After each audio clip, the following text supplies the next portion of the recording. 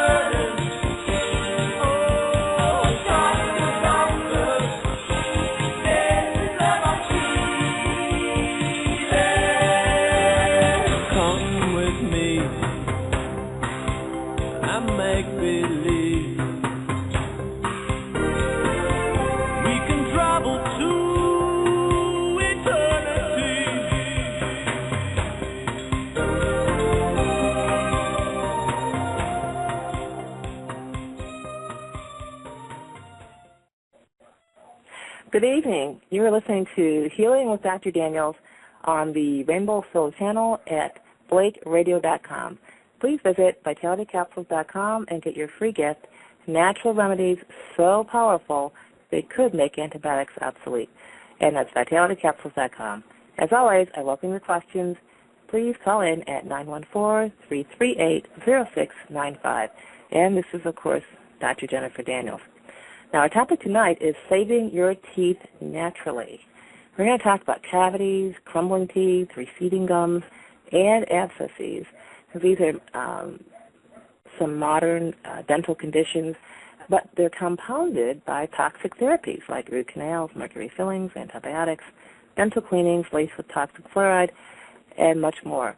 And so I'm going to talk about the dangerous interventions and how you can save your teeth naturally so you don't have to destroy your life to save your teeth. Obviously, this is a really tall promise, so we need a really tall disclaimer. As you know, I'm a medically trained doctor. I'm not a dentist. So, of course, none of anything you're going to hear tonight is meant to treat, diagnose, or cure any condition. So why am I talking about this topic? Well, probably just like you, I've had several run-ins with the dental profession. Only as a medical doctor, I've had a few more. I've had many situations where I've sent people to the dentist thinking, my credulous self, that the dentist was really going to help. And in less than anywhere from 6 hours to 3 days, a person's back in my office feeling no better and complaining. And this led me to get seriously inquisitive and develop some things that worked, so I didn't have to send people off to the dentist anymore and have people coming back with more and more complaints. So that's one thing. The other thing is, on a personal level, I've had many, I guess you could say, run-ins with the dental profession. As a teenager, my father had purchased 2 dental plans. This meant he collected 2 times for each time he or someone in the family went to the dentist. So he took me to the dentist for a root canal. He made about $900 on that deal. But I've had to live with a root canal and, of course, the bacterial discharge and seeding, which we're going to talk about later, ever since. And I've had fillings and cleanings, and after my $2,000 per-tooth fillings, I decided I was going to swear off dentists. Not only was it expensive, but it was painful, it was agony, it was torture. So now, the only reason I can see personally to go to a dentist would be to get a tooth pulled. Now, of course, this is not what I'm saying you should do yourself, but it's just kind of where I've arrived at. So in the course of life, I've discovered natural ways to deal with abscesses, cavities, loose teeth, and more. And I have refused what dentists have told me were urgent therapies, only to find the problem was really easily solved otherwise. So I'm going to share the solutions with you today. And I'm also doing this topic because a listener requested it. So email your topic suggestions to support@vitalitycapsules.com. I do read those, and when I get suggestions for topics, I take a look at it and, consider it. So send in your favorite topic, what you'd like to hear about, to support@vitalitycapsules.com. And also, you have to visit vitalitycapsules.com, check out the new comic strips. Many of you know I write comics, so stop by and check them out. They are hilarious. So first I'm going to start off with the hazards of conventional dental therapy. And I'll spend some time also on the therapies I've devised and answer questions as well. Now, first of all, we'll start with mercury fillings. Now, it's really surprising that regulators are saying that mercury fillings are dangerous. This is actually an international discussion. Every country, this is cropping up. The citizens, or I guess at the bottom of the decision-making chain here, feel that mercury fillings are dangerous. And in Britain, people are concerned that the British health bosses refuse to take action. However, there seems to be a growing consensus that they are dangerous. The U.S. Food and Drug Administration says they are dangerous but refuses to ban them. And simply chewing your food can release harmful mercury vapor from the fillings, which could be breathed into the lungs. And this is actually the biggest hazard of mercury, is when it vaporizes and is inhaled. Solid mercury, if it stays a solid, is hazardous but less so. So what can mercury do to you? Well, apparently a lot of things. Excuse me. There is a belief, or actually evidence, that symptoms from mercury fillings include fatigue, depression, heart conditions, and Alzheimer's disease. And the U.S. Regulatory Department, I guess that would be the FDA, has pretty much dropped all of its reassuring language on the fillings, on the safety of amalgam fillings.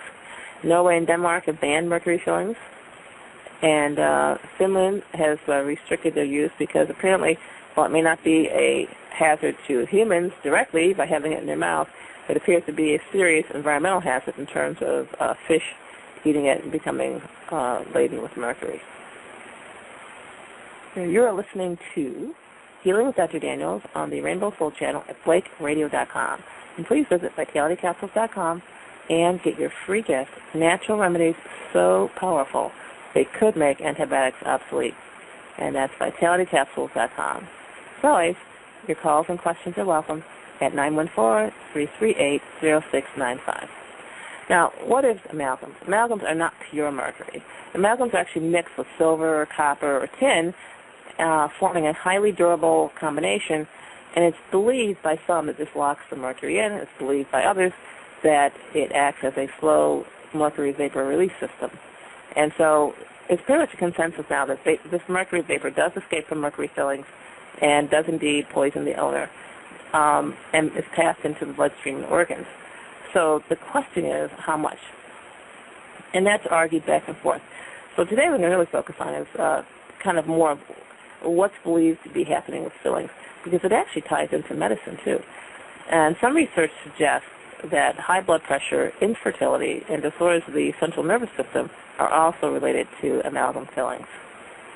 And dentists themselves have been found to have very high levels of mercury in their bodies because, of course, they work with it all day and they inhale this stuff.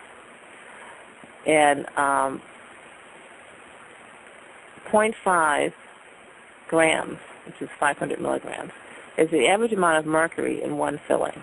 Now, if the same amount were in a lake, it would render the fish inedible. So this is serious toxicity. Now, Hal Huggins, famous dentist who opposed amalgams, and his license was revoked. Does that sound familiar? And while we are talking about amalgams, there appears to be growing evidence that there's a subclinical toxic effect of composite resins compared to dental amalgams. Now, what does that mean? Translated to English, that means that the alternative to mercury fillings appears to be just about as dangerous.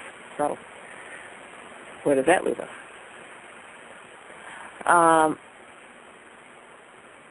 Now, one thing that really concerned me was, because I had all these patients who were into alternative everything, right? So when I have patients who would go and get their mercury removed, a lot of times they didn't feel any better.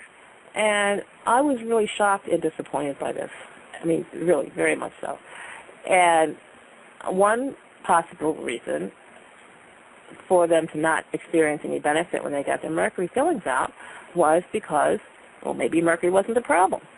But another possibility is it's possible that they may have had other sources of mercury in their life that were very high, and those other sources of mercury were in no way diminished. So that, I think, is probably a piece of the puzzle. So if you're concerned about mercury, you need to take a look at the other places in your life where mercury is kind of sneaking in. In latex paints, they, up until 1992 in the United States, they put very high amounts of mercury in latex paints to prevent fungus in the water-based paints. And so this is about 2 parts per million of mercury, or more dangerous than the allowable amount in water. So it gives off an invisible, odorless, toxic vapors.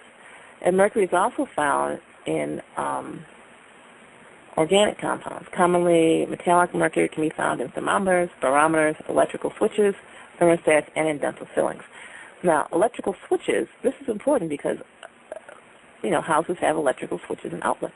And so, literally, these electrical switches and outlets could be releasing mercury vapor because mercury is in the switches. The switches warm up slightly, not enough to create a fire, but warm up slightly, and this creates mercury vapor. So people are literally living in homes filled with mercury. Now, mercury is also present in drinking water. And so whenever you drink water, take a bath, or eat fish that have been swimming in water with mercury, you're getting mercury.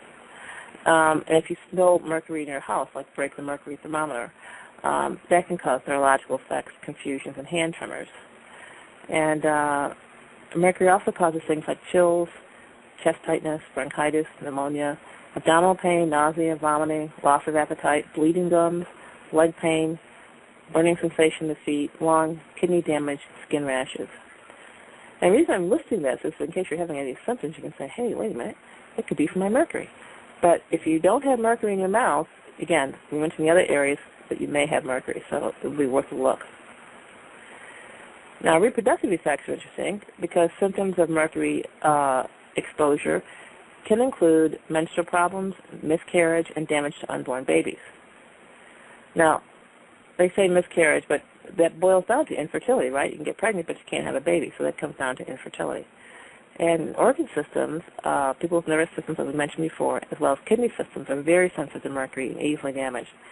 And some symptoms of damage include blood in the urine, tremor, shaking, burning pain in the legs and feet, sleep disturbances, and personality changes like irritability and memory loss. So in general, these chemicals affect all the organ systems in people who are exposed. So a person's reaction depends on several things, including individual health, previous exposure to mercury and other chemicals, personal habits like smoking or drinking. And it's also important to consider the length of exposure to the chemical, in this case mercury, and the amount of exposure, the number of fillings, and whether it was inhaled, touched, or eaten. In the case of mercury in the mouth, it's really all three, because obviously your tongue touches the mercury filling. When the mercury filling's in your mouth, it releases mercury vapor, so you're inhaling it. And every time you bite down your food, mercury is released, so you're eating it. So it's really quite an issue. Now you're listening to Healing with Dr. Daniels on the Rainbow Show Soul channel at BlakeRadio.com. Please visit VitalityCapsules.com and get your free gift. Natural remedies so powerful they could make antibiotics obsolete. And this is VitalityCapsules.com. And also I welcome your calls and questions, so please call in at 914-338-0695. Now what about root canals? Well, root canals, basically the dentist opens up the tooth, scoops out the dead root, and puts in a material called gutta percha, which is used to fill the root canal. And it's often laced with barium. So barium is a toxic heavy metal. Now, there are gutta perchas that don't have barium in them and that have disinfectants in them and are believed to be less of an issue, but it's not clear. However, dentists have spoken out and said that it's mechanically not possible to sterilize the root canal. And so, in other words, when you have a root canal, you have a perpetual infection that causes chronic illness. And this root canal that's not sterile can release bacteria into the blood. It's kind of sporadically pulse these bacteria into the blood. It can release bacteria for maybe a few days, weeks at a time, then kind of go dormant and kind of flare up again. One way of handling this is with the Candida Cleaner. You can check that out at candidacleaner.com. But under the stress of oxygen and nutrition deprivation, which is basically the standard American diet, processed foods, formerly friendly organisms are believed to morph, that will be changed into stronger, more dangerous and deadly anaerobes that produce a variety of potent toxins. Now, this is a new theory about infections that really hasn't been discussed at this point, but there's evidence, growing evidence, that bacteria can change from one form to another. And this kind of throws out the window any idea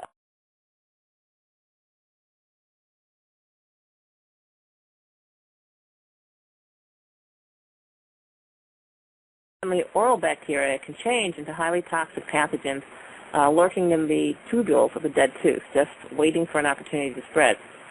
And there's very clear documentation, certainly in the area of heart disease, that infections in the teeth, in the gums, can cause bacteria to enter the blood, settle on a heart valve, have babies grow, and actually destroy heart valves, making it necessary to have open heart surgery.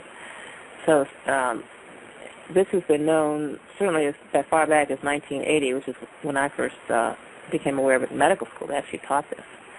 And kidney disease can be secondary not only to amalgams, but secondary to the dissemination of bacteria from a tooth that's had a root canal. How does this work? Well, the kidney is filled with extremely narrow, skinny blood vessels. That's how the blood is filtered through the kidney. Now, when you have bacteria released into the blood, they can cause a situation where these very ultra-small vessels are clogged, they're blocked, the kidney function declines, ultimately fails, and then you're on dialysis. And the same mechanism happens in the joint. That gives you arthritis and also rheumatic diseases.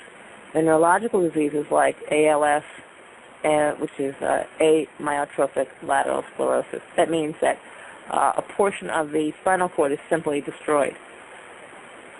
And multiple sclerosis and lupus can also be caused by, it's believed, by a root canal disseminating these bacteria and other organisms. And so the infections harbored by root canals, I can list them, but they're hard to pronounce. But the important thing is that in 58% of heart disease where isolation is attempted, bacteria are isolated and associated with that destruction, and equally with the central nervous system. Candida, 65% is feel can emanate from root canals, and changes from the yeast state to fungal state, becomes evasive, causes small holes to occur in the intestines and other tissues throughout the body, resulting in leaky gut syndrome, and also increases porphyrin excretion in the urine, leading to reduced energy production, reduced heme production, and anemia. And this lowers the person's overall energy. And also is associated with frontal brain abscesses. And gingivitis alters the integrity of blood vessels. It enhances atherosclerosis. And then there's endovascular damage and infections, meningitis. Now, meningitis is important because there is a form of meningitis that is called meningococcal meningitis. And it's believed that vaccinations help with this meningitis. Even if you look at the drug company's own data, they will tell you that the vaccine is at most 75% effective. Now, the fact that this meningitis organism hangs out in the teeth and can literally get a direct line from the teeth to the sinuses and the brain suggests a mechanism whereby the immunization would be totally ineffective because the organism is not exposed to the immune system and travels through its own private little channel from the tooth into the veins, into the brain. So we are having an incredible tropical storm here. I don't know if you guys can hear it coming down, but it's pretty loud. I can barely hear it myself. Hope you can hear me better than I can. You're listening to Healing with Dr. Daniels on the Rainbow Flow channel at BlakeraDiO.com. Please visit VitalityCapsules.com and get your free gift. Natural remedies so powerful they could make antibiotics obsolete. They certainly did in my medical practice. So these are the methods I use to get rid of infections. It made it possible for me to stop writing prescriptions for antibiotics. And so that's VitalityCapsules.com. As always, your calls and questions are welcome. Please call in at 914-338-0695. Now, this is really interesting. They've actually done a little bit of research here, and they only took 40 multiple sclerosis samples in which 81 separate microbes were identified, and they only report on 7, but 81 were identified. And although not defined as a neurologic disease, draining sinuses are common among multiple sclerosis patients with root canals, and so actinomyces was included. This is an organism that drains from root canals. Now we're going to talk about that later, but the roots of the upper teeth sit at the base of the sinuses. And so this goes two ways. If you have an infected root canal, you're going to develop a chronic sinus infection. If you have a chronic sinus infection, you will think that you have bad teeth when maybe there's nothing wrong with your teeth, but you have basically a sinus infection. Now, Candida is associated 62% with multiple sclerosis. Actinomyces, which is another fungus, 35%. Gemella morbiliorum, 57%, associated with meningitis and with multiple sclerosis. And Neisseria meningitidis, this is the one I was talking about. They developed a vaccine for. But again, the vaccine would be ineffective, right? Because the infection goes from the root canal to the sinuses. The brain rests pretty much against the sinuses, and the infection spreads directly without ever being exposed to the immune system. And so 7% of the multiple sclerosis cases were associated with Neisseria meningitis. And this organism also is associated with seizures. In E. coli and staph, 12% are associated with multiple sclerosis, and both are capable of increasing porphyrins, which cause less energy to be available to the nerve cells.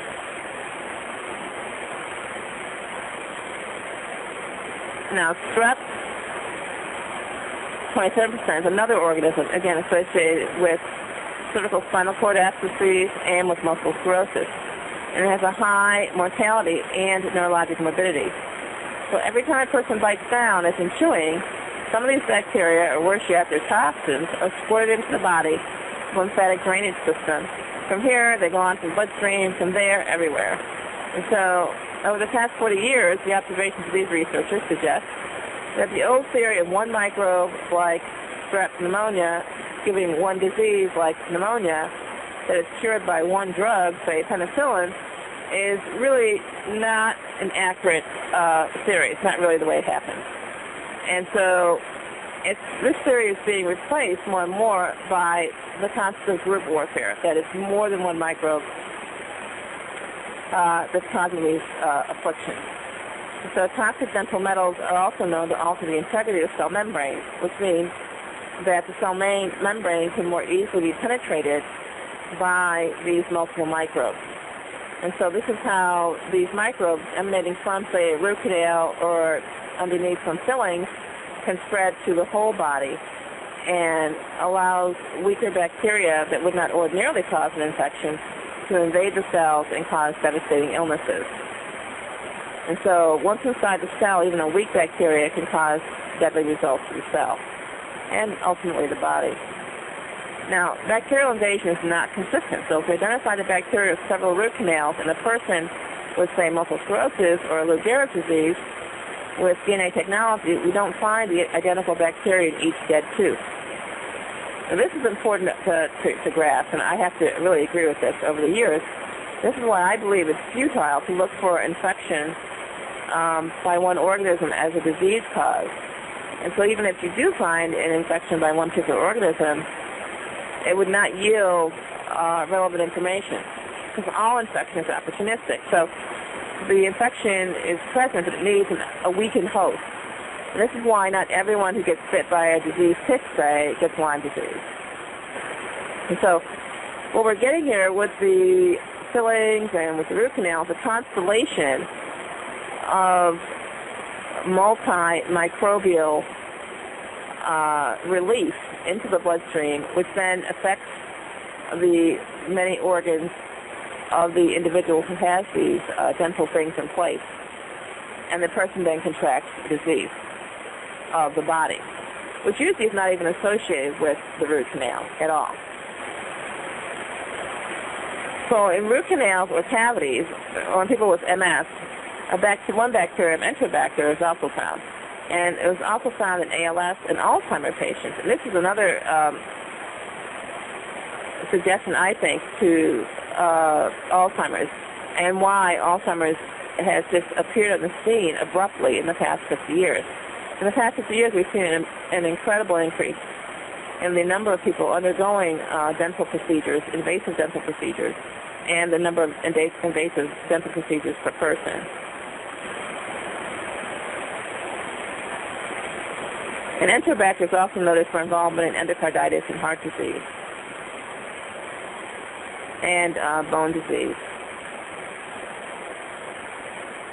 Now, dispersal of amalgams used in dentistry. That means you go to the dentist, you get a filling or amalgam in your mouth, and of course he doesn't use all the amalgam because he uses a certain amount that's left over. Simply disposing of this amalgam accounts for 53% of environmental pollution of mercury in the United States and 33% of mercury found in sewage. And so another source of mercury, believe it or not, is cremation. So these people have mercury in their mouths when they're alive. And then when they're cremated to death, all this mercury is released during cremation into the air. Now, there's another debate going on, of course, with batteries. Batteries contain mercury. And so there's discussions of whether batteries contribute more mercury to the environment or amalgams do. But it's clear that amalgams can contribute quite a bit. And then there's organizations around this is called TERF, the Toxic Element Research Foundation, and they're devoted to making people aware of the potential problems associated with dental materials and procedures and creating true informed consent of potential problems to make for a better informed decision by the patient, especially where health is at risk, which apparently it always is when you get in the dentist chair. You're listening to Healing with Dr. Daniels on the Rainbow Flow channel at blakeradio.com. Please visit vitalitycapsules.com and get your free gift, Natural Remedies So Powerful They Could Make Antibiotics Obsolete, and that's vitalitycapsules.com. Of course, I welcome your calls and questions. Please call in at 914-338-0695. So what we have here is we know that root canals lead to chronic, forever, and lifelong infections. We know that amalgams do the same. And we even now have an early understanding that the epoxy-type fillings that they use to replace the amalgams may not be any safer. But what we have here is a fraction without a denominator. So we know that people are being affected. We have that number, people being affected. Well, we don't know how many people have root canals in their mouth. We don't know. How many people actually have amalgam dental fillings? We don't know. So it's difficult to say without a denominator what percent of people are affected. And not only that, but what's the predictive value? So if you have amalgam, what are your chances that you're going to have a health-related issue related to that amalgam? For example, if 99% of Americans have amalgam in their mouth or a root canal, one or the other, then the predictive value of having an amalgam or root canal is 0, because 100% of all people are going to have it, but not 100% have these illnesses. So the predictive value would be just out the window, like 0. Now, what about metallic screws and implants? A lot of people say, well, okay, pull the tooth and get one of those fancy metallic screws or implants in and pop a nice little fake tooth on top, and I'm good to go. The problem with that is the threads of the metallic screws and the interface between the implants and the bone harbor the very same bacteria. So you're really back where you started with the root canal. In other words, you have a reservoir of bacteria and a mechanism that creates or could create chronic disease. So that's not really an option. The only option that seems to make sense in terms of avoiding the chronic infection situation is a bridge. And the bridge does not involve putting foreign material into the gum or the teeth, because you simply attach it to existing teeth that are above ground. Now this is what one doctor has to say about this. Anything implanted into the bone will create an autoimmune response. The only difference is the length of time that it takes. In other words, and he went on to say that crowns and bridges would be fine because they're outside the body, so to speak. The moment you implant anything into bone, you create a foreign body reaction in which the immune system says, hey, you're not registered as bone, therefore you're a foreign body and must be removed. And so we're off to the races here. Well, thank God for the state of California. Proposition 65 passed in 2001, and they kind of sum it up and make everything very clear. In 2001, any dentist employing more than 9 people had to post this following notice. Notice to patients, warning on dental amalgams used in many dental fillings, causes exposure to mercury, a chemical known to the state of California to cause birth defects and other reproductive harm. Root canal treatments and restorations, including fillings, crowns, and bridges, they throw in the bridges there, use chemicals known to the state of California to cause cancer. The U.S. Food and Drug Administration has studied the situation and approved for use all dental restorative materials. Consult your dentist to determine which materials are appropriate for your treatment. So basically, California seems to be ahead of the rest of the country in acknowledging the harm to these dental devices. Well, now that we've talked about the devices, what about fluoride? Because we're going to talk about a substitute for fluoride, too. It turns out that fluoride is actually a substance that destroys teeth, and it is found in kidney disease. It's another hallmark of fluoride poisoning. Multiple animal studies have found that fluoride levels as low as 1 part per million, which is the amount added to most fluoridated water systems, causes kidney damage. So a possible explanation for the elevation in kidney disease or dialysis. And now fluoride also seems to cause bone cancer. And again, this is in your drinking water, your toothpaste. Believe it or not, your dental floss is now laced with fluoride, so you have to watch that, catch that label. Foods. And fluoride literally rots teeth from the inside out. And fluoride impairs the proper thyroid function and debilitates the endocrine system. So it's absorbed to the skin every time people wash their hands or take a shower in fluoridated water. And the widespread hypothyroidism these days may be a result of overexposure, I say exposure to fluoride, as well as brittle bones. So it also must be kept in mind that fluoride is a pollutant and thus has an influence on the environment. So while the effects of fluoride contamination from industry are a concern, certainly drinking and eating fluoride is the issue. Now that brings up the common dental ritual. So even dental cleanings are toxic. Because while they may remove scale, they also damage enamel. So your basic dental cleaning involves ultrasound, vibration, application of fluoride, application of a paste laced with sand, and, of course, scraping, which can take off the enamel of the teeth and leave the teeth more susceptible to infection. So here we get to the good part. It's amazing what you can do on your own and how clean you can get your teeth. So we're going to talk about that right now. Now, more than one person has told me that after brushing and flossing religiously, they went for their cleaning and were told they got their teeth so clean that the cleaning was not necessary. So that's number one. Do it yourself. Brush and floss. Just twice a day seems to do it. The reason flossing is so critical is because, especially if you eat meat, if a piece of meat gets stuck between your teeth, like a little fiber of chicken, let's say, that fiber is laced with bacteria. It's just naturally the way it is. And so you have it pressing against your teeth, shielding the bacteria as it eats away at your teeth. So it's really important, especially if you're a meat eater, to floss. Now, what about the abrasives? What about get that scale off your teeth? You can simply brush with calcium bentonite clay. This is a mild abrasive. So get your soft to medium toothbrush, dip it in some bentonite clay, calcium bentonite clay, and skip the fluoride and floss. And if you brush with calcium bentonite clay 1 day a week and floss with or without wax, basically you will have replaced your routine doctor cleaning. So we have a question here. Let's take this question. This is here we go. Circling. 3277. You're on the air. Hi. Nice to hear your show. Many years ago I came into some money and I had some horrible symptoms, and so I was trying all sorts of things, and I had all of those amalgam fillings. I think it's called amalgam fillings, right? Yeah, mercury.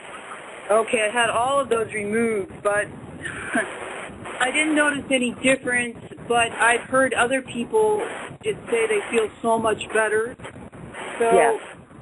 For me it didn't work, but I wouldn't rule it out. Anyway. Now, what did you replace them with? Well, I don't know. I should really learn a little more about that, but it was just, it was a holistic dentist, and it was just something that was white, and, it blended in with your teeth. So okay. It didn't look like you had, any dental work.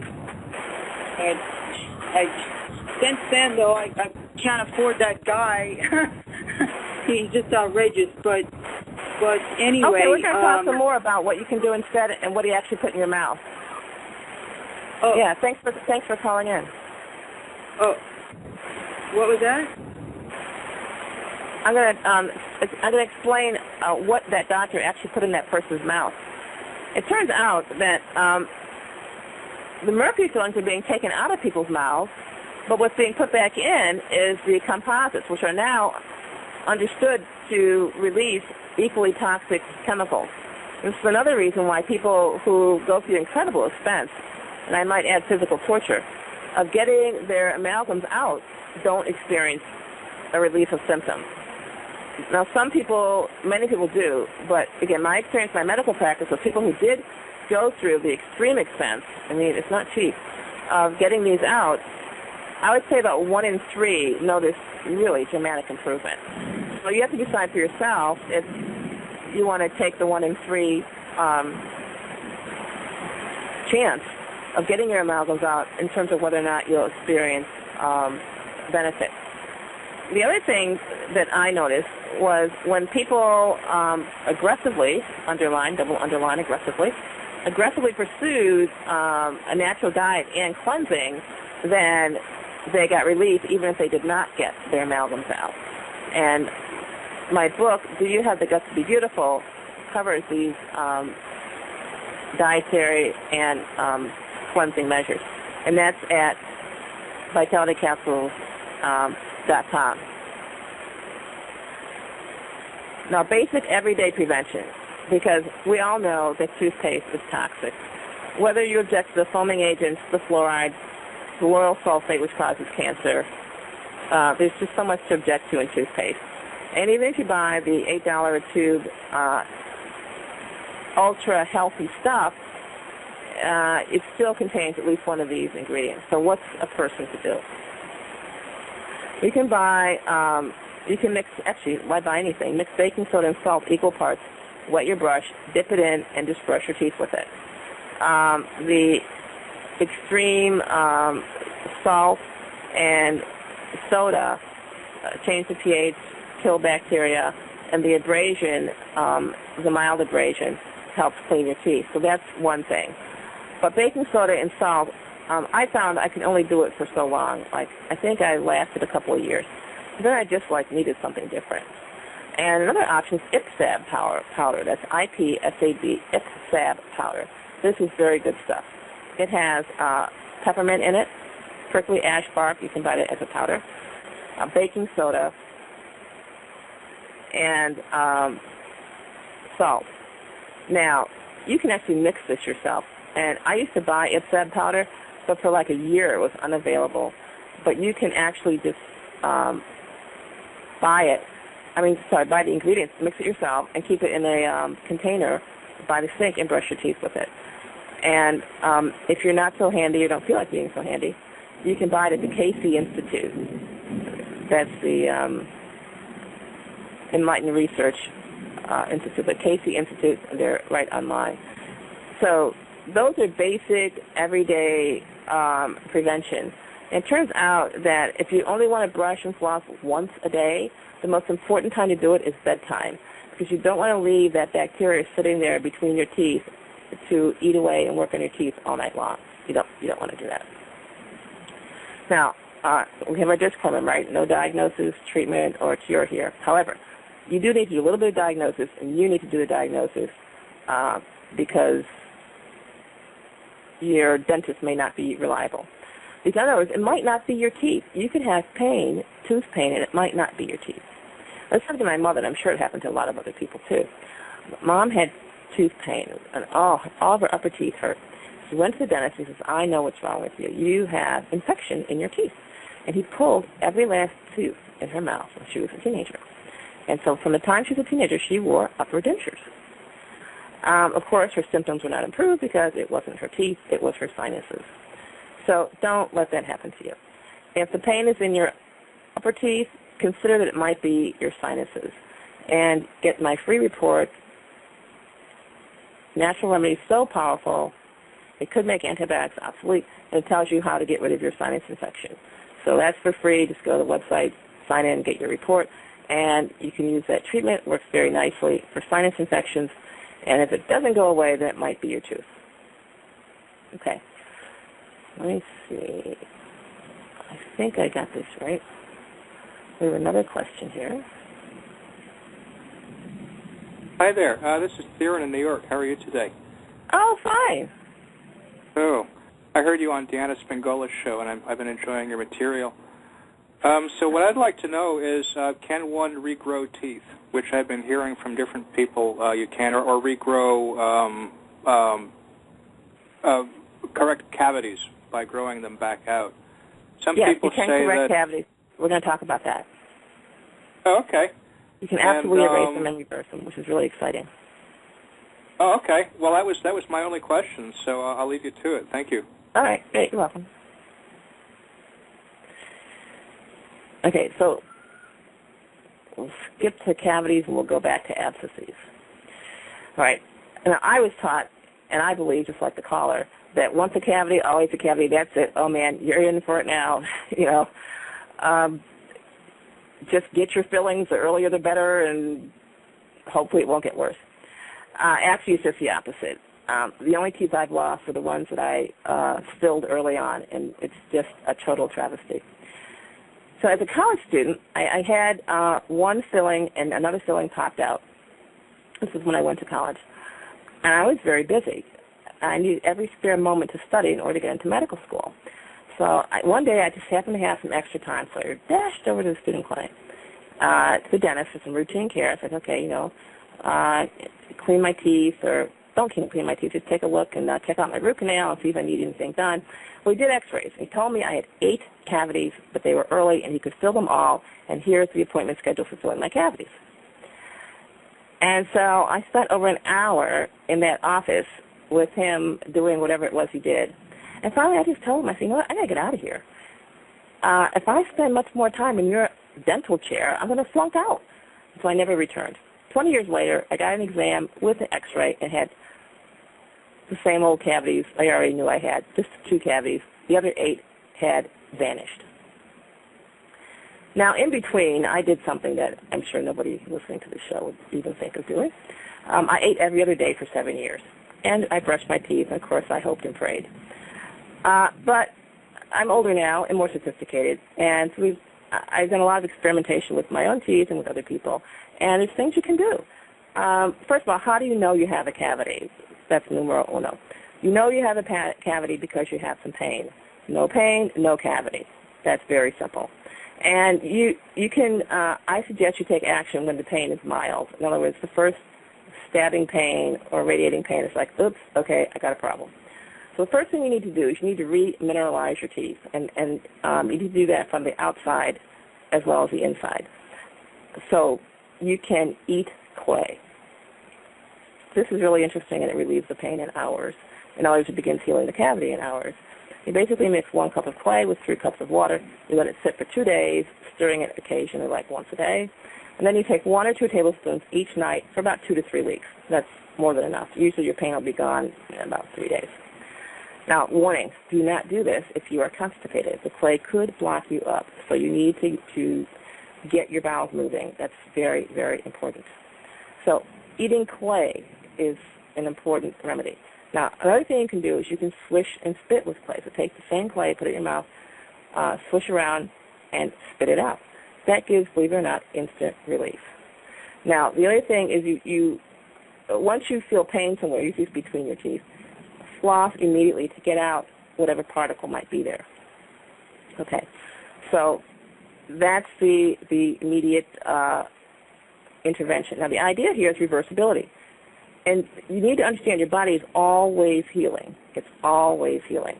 What you have to do is slow the rate of destruction and give the body the building blocks it needs to heal. So this way your rate of healing becomes faster than the rate of destruction. And when the rate of healing is more than the rate of destruction, then you reverse your cavities. But even cavities that are pretty far gone, when I say pretty far gone, I mean so big you can see them.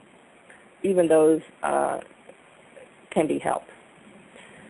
Now, once you get to the point where it's more than you can actually see the cavity, then you have to take more drastic action.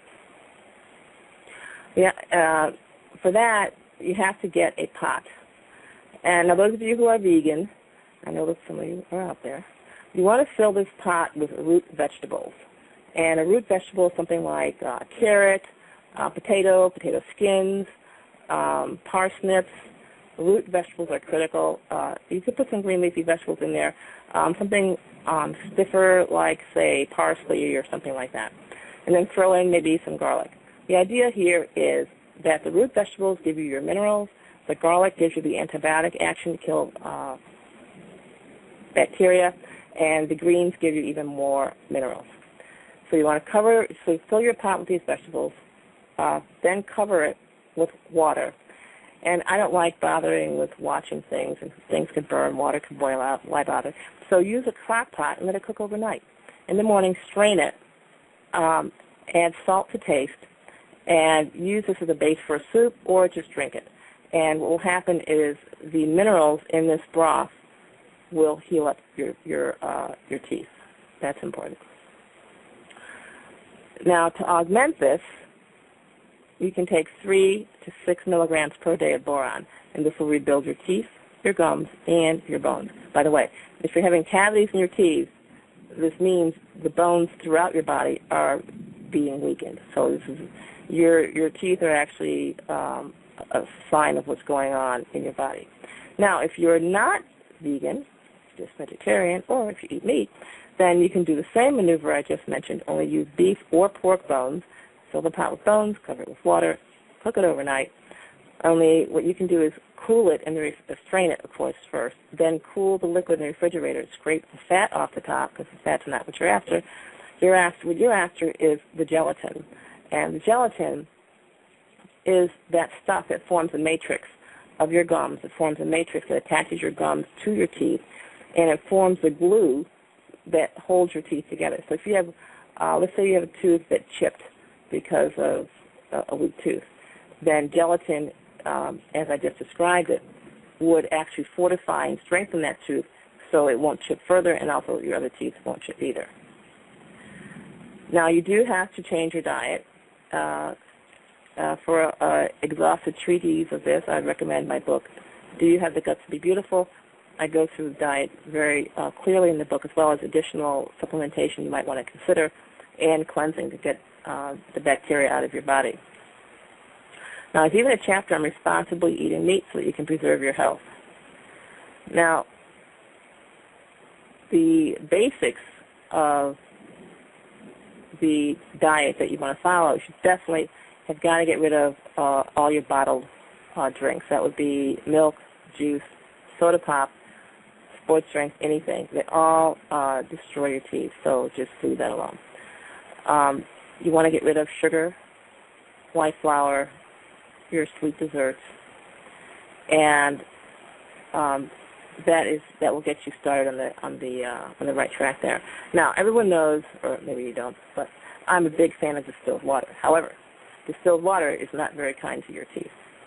So I now recommend people limit their distilled water to when they're doing cleansing, like maybe during their doing their juice fast, or during a water fast, or during a time of cleansing.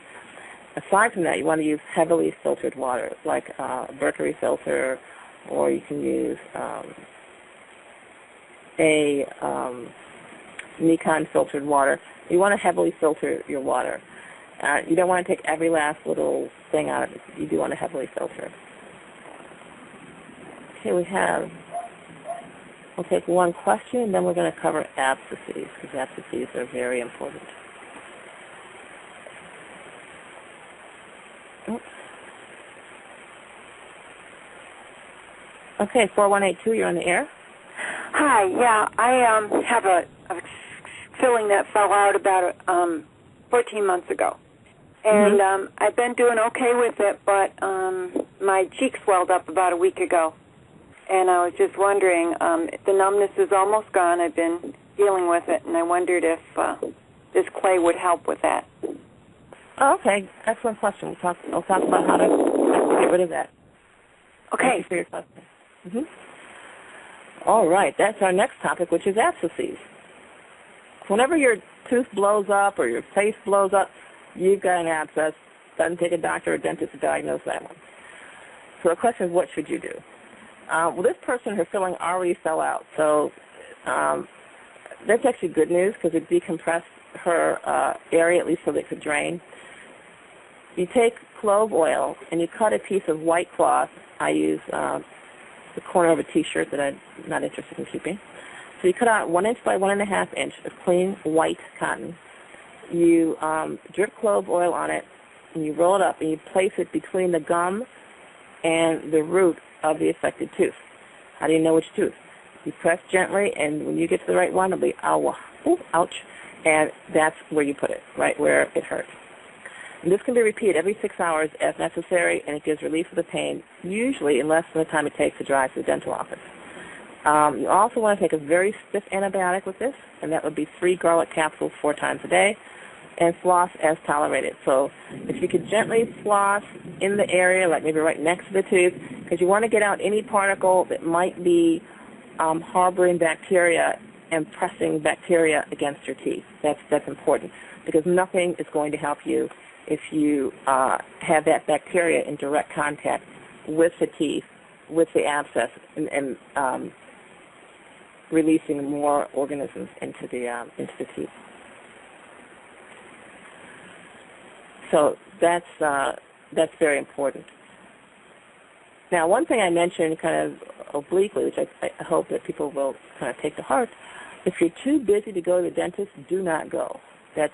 That's so important because most or all the therapy is toxic, and it's just like doctors. The dentists are taught to use some very dangerous things. So it's very important. If you don't have time to go, then, don't.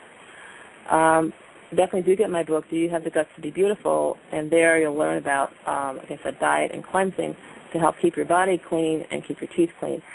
And this actually is the solution. If you have a root canal in place, I don't recommend getting the root canals pulled. I don't recommend getting the fillings replaced just because the results I've seen people have has not been great. It's been, like I said, 1 out of 3 will get results.